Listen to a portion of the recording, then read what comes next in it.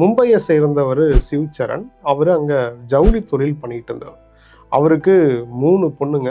3 பொண்ணுங்களுக்காக தான் தன்னோட வாழ்க்கையே அர்ப்பணித்தார். இப்போ 3 பொண்ணுங்களுக்கும் கல்யாணம் பண்ணி கொடுத்தாரு. நல்லா படிக்கவும் வச்சுருக்காரு. 2 பொண்ணு அதில் டீச்சராகவும் இருக்காங்க. ஸோ அவங்க இருக்கிறது மும்பை, நேபாள், உத்தரப்பிரதேசத்தில் இருக்காங்க. இவங்களும், அதாவது சிவ்சரனோட மனைவியும் ஹரியானாவில் இருக்கக்கூடிய சோனிபட்டில் ஒரு முதியோர் இல்லத்தில் கடந்த சில வருஷமாக இருக்காங்கன்னு வைங்க. ஒரு சில வருஷத்துக்கு முன்னாடி சிவ்சரனோட மனைவி இறந்துட்டாங்க. அதுக்கப்புறம் சிவ்சரண் மட்டும் அந்த முதியோர் இல்லத்தில் இருக்காங்க. இந்த நிலையில தான் சில மாதங்களுக்கு முன்னாடி சிவ்சரனுக்கு உடல்நிலை சரியில்லாமல் ஆகுது. ஸோ அந்த முதியோர் இல்ல நிர்வாகம் சார்பாக அந்த 3 பொண்ணுங்களுக்கும் தகவல் கொடுக்குறாங்க. சிவ்சரன்ட்ட ஒரு மொபைல் இருக்குது. அந்த மொபைல் மூலமாக தான் அந்த 3 பொண்ணுங்கள்ட்டையும் பேசிக்கிட்டு இருந்திருக்காரு. ஆனால் சிவ்சரனுக்கு உடம்பு சரியில்லை அப்படின்ற தகவல் கேட்டதுக்கப்புறம் அந்த 3 பெண்களும் கால் பண்ணுறதை குறைச்சிக்கிட்டாங்களாம். சிவ்சரண் இப்போ இறந்துட்டாரு. 20 நாளுக்கு முன்னாடி இந்த மாதிரி அவரோட உடல்நிலை ரொம்ப மோசமாக இருக்குது, நீங்கள் யாராவது வந்து பார்க்குறீங்களா அப்படின்னு கேட்டதுக்கு எங்களுக்கு டைம் இல்லை அப்படின்னு சொல்லியிருக்காங்க. இப்போ இறந்துட்டாரு. உடல்நிலை மோசமாக இருந்த நிலையில் அவர் இறந்துட்டாரு.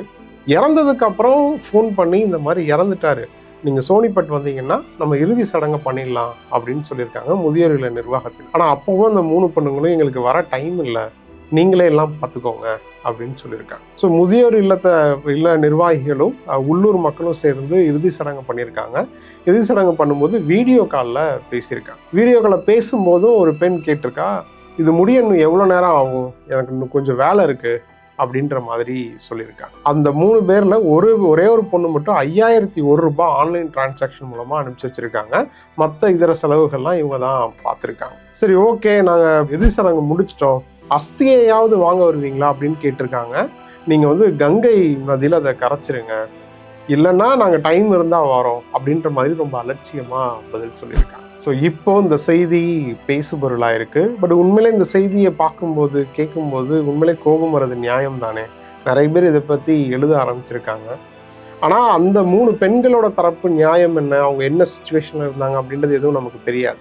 தெரியாமல் சொல்லக்கூடாது. பட் இந்த செய்தி உணர்த்துற இது இருக்கு இல்லையா, அதை என்னன்னு சொல்கிறது. உண்மையிலே அந்த ஒரு அப்பாவோட இறுதி சடங்குல யாராவது ஒருத்தராவது வந்து நின்றுக்கலாம் அப்படின்றது தானே குறைந்தபட்சம் எல்லாரும் பேசுவாங்க. ஸோ ஒன்று சொல்கிறதுக்கு இல்லை, உங்களோட கருத்து என்ன அப்படின்றத கமெண்ட்டில் சொல்லுங்கள்.